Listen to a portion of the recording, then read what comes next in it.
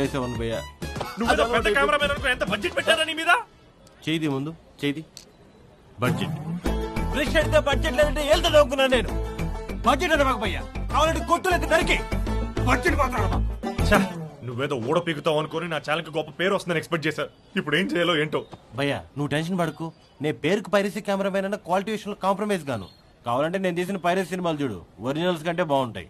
Shooting continue చేద్దాం భయ్యా please. ఇప్పుడు షూట్ కంటే వస్తే స్మూత్ గా డీల్ చేయడం ఇంపార్టెంట్. తనకి నా ఫీలింగ్స్ అని ఎక్స్ప్లెయిన్ చేయాలి. ఎక్కడుందో ఏంటో.